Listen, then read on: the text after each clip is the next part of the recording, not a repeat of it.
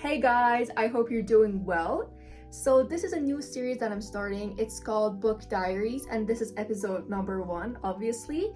So I want this series to be a personal space and we're gonna talk about reading slumps, the experience of reading, the shared experiences most specifically, certain authors, interpreting some works, and annotating, which is the topic of our discussion today.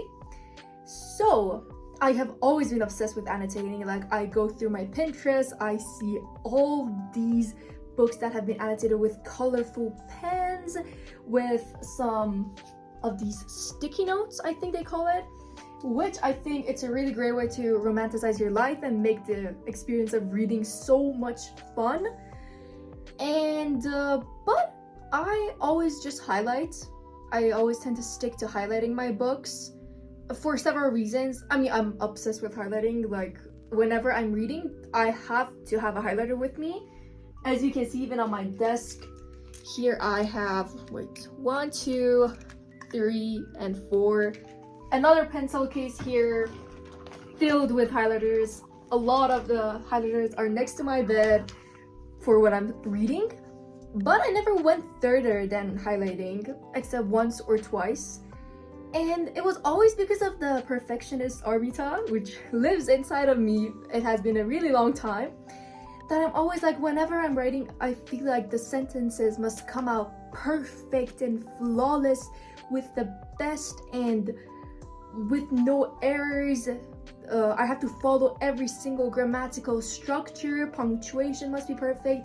The thoughts should be reasonable. Coherence is really important.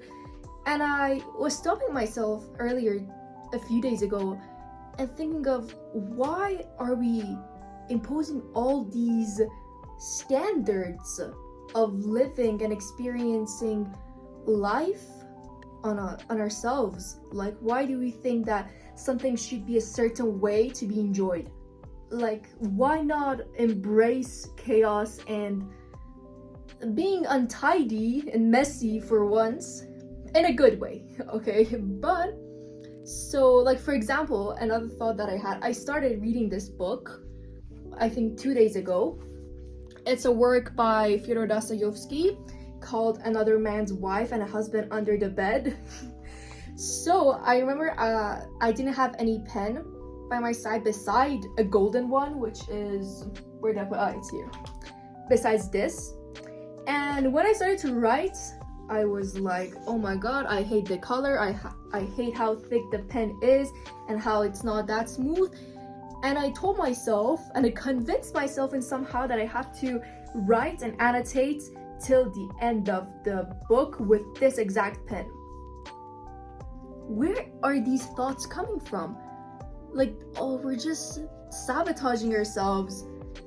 Like, just making myself uncomfortable because I feel like I have to keep the coherence throughout, like this unity throughout the whole book, which is nonsense. So we're gonna get rid of that perfectionism and move on to annotate and learn how to annotate. I mean, I'm not a professional, so in this video I'm gonna share how I started to annotate. But beforehand, I think it's really important that we know, why should we annotate? So for annotation, I've prepared some notes that I've written on my laptop. That's why I'm gonna be looking this way. So first of all, it feels wild and carefree, and I think it's a really good emotion to feel during this period of time where society is always telling us to stay organized. Even the clean girl aesthetic, I'm not against it, it's a really cool and cute aesthetic, but everything that is coming up on our lives is just telling us that a slight imperfection equals to failure and ugliness and not acceptable by the society. And I think if being a little bit chaotic is who you are, is your authentic self, embracing it for once won't hurt you. And I think it's a really good practice of self-love.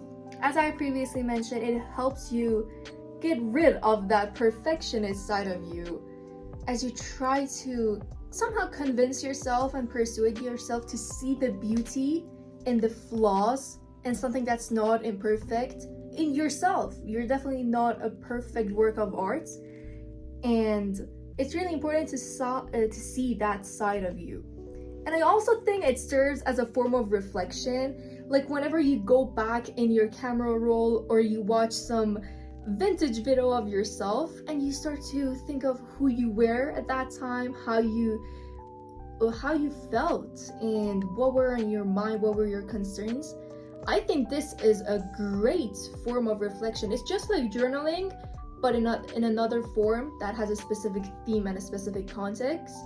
And you can go back to see, like, this specific book, I used to view love in this certain way that I don't do now. Like, this perspective is really odd to me now, but that used to be how I viewed life, I don't know, 2 to 3 years ago.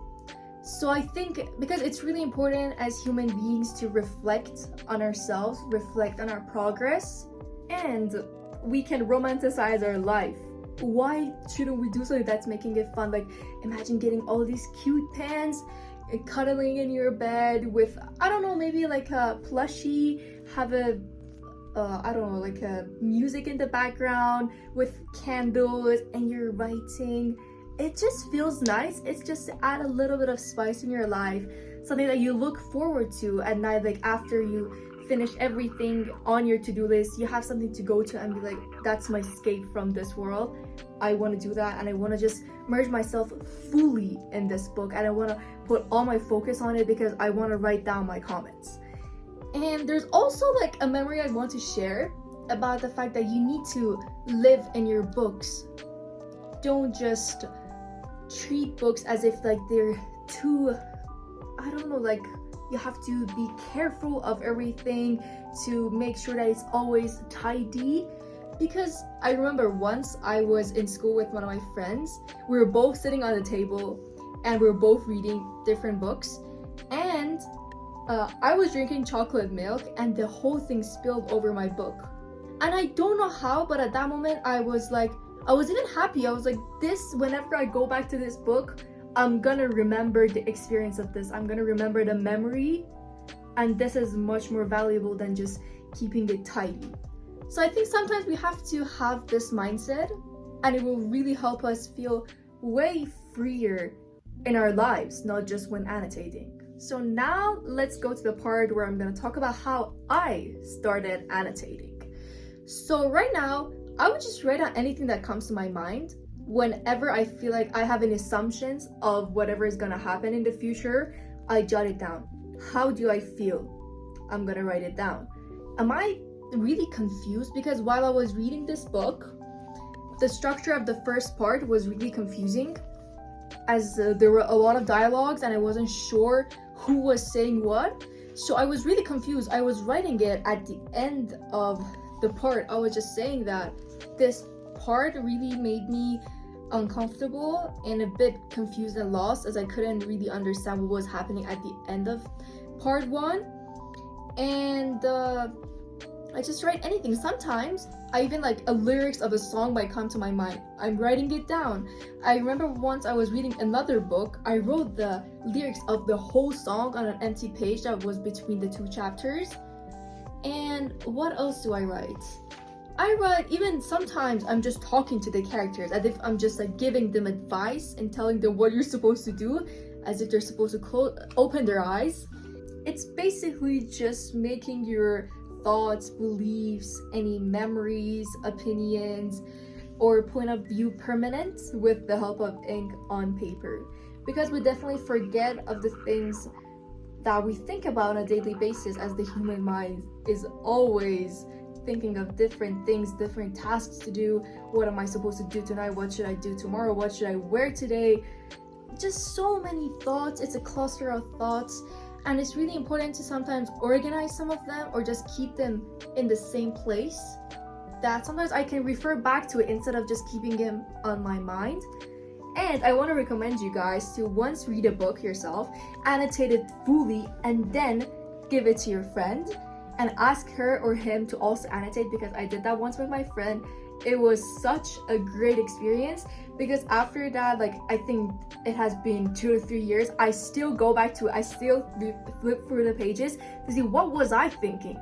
Oh, what was her comments on this part of the book, or maybe she was even like replying to my comments. So it was really fun to see like if we were on the same page, both literally and figuratively, and to see like in what points we both shared the same opinion and where we disagreed.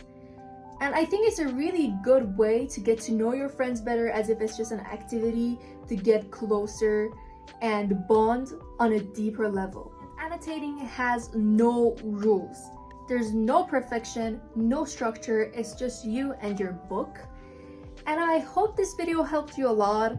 I hope I answered some of your questions.